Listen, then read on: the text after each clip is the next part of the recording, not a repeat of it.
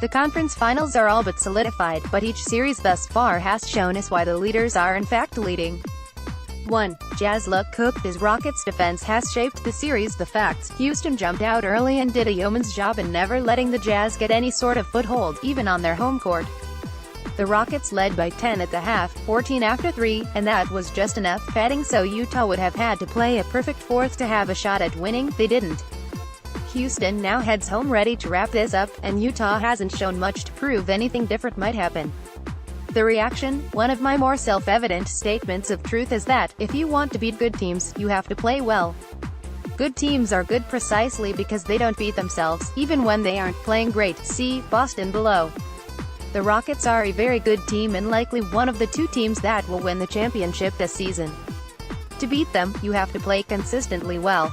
And perhaps that is the biggest lesson Utah is learning now. In the NBA, there will be opportunities to make up big deficits, but when the opening materializes, you can't miss. Utah repeatedly, figuratively and literally missed their last, best chance to win this game. With just under 6 minutes to go, the Jazz had cut the lead to 5. In the next few minutes, Utah missed multiple layups, 3 by Donovan Mitchell, failed to grab defensive boards, and even with the Rockets struggling, failed to seize the moment, and now their moment is about to end. When this series wraps up, the unsung hero for Houston is going to be Clint Capella. He has been a monster in this series, and with 12 points, 15 boards, and 6 blocks in Game 5, is single-handedly destroying Utah's offense at the rim. 2. Warriors Hamptons 5 surge overpels the facts. Golden State revved its engines and surged back into control of the series. Kevin Durant led the way with 38 on 15 to 27 shooting, while Stephen Curry chipped in with 23 points in 32 minutes.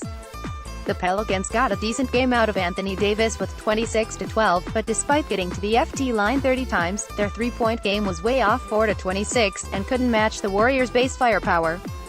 The reaction: the Pelicans aren't even playing that badly, and the Warriors aren't even playing that well. But the talent disparity is so vast, and the mere presence of Curry on the court opens everything up for Durant. New Orleans can never double-team Durant with Curry out there. His gravity is so significant. Even with Curry still not fully reinvigorated from his injury, he completely changes the equation, which is why Steve Kerr says quite frankly Durant is the better player, but Curry is the more important one. I concur, and I don't think that's a slight against KD.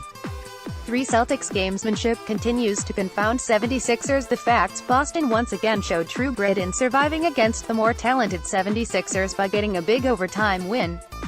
Despite not playing well as compared to previous games, the Celtics used key opportunities late to produce easy buckets and get key turnovers against the more vaunted Philly backcourt of J.J. Redick and Ben Simmons. A key bucket and steal by Al Horford puts Philly in a deathlock. The reaction: even though every series at this point is all but determined, this is perhaps the most competitive and meaningful one because of what would appear to be a wide disparity in talent. Yet Boston never gets rattled, even falling behind big early, and figures out how to tip the scales when the game depends on it. You have probably already seen the key auto plays that Brad Stevens dialed up to crush the 76ers hopes this postseason.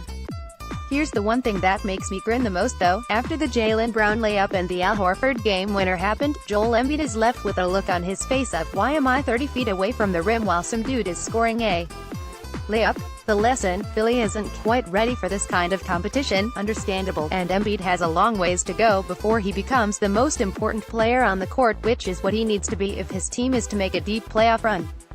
4. LeBroning, and let's take a break from talking about him for a while. The facts: the Cavaliers, behind LeBron James the 7th of June 38, looked to bury the Raptors. However, Toronto mounted a big comeback in the fourth, and with a 3 by Anunoby, completed the comeback, which only set the table for James to once again rip their hearts out with as ridiculous a game winner as you will ever see. The reaction: somehow, cruising to a big Game 3 win wasn't enough for Cleveland. No, they had to take it to the next level of guillotine wins. Maybe this is the NBA universe righting itself after all those years of Michael Jordan tormenting them. It's incredible what LeBron is doing now, so just enjoy it.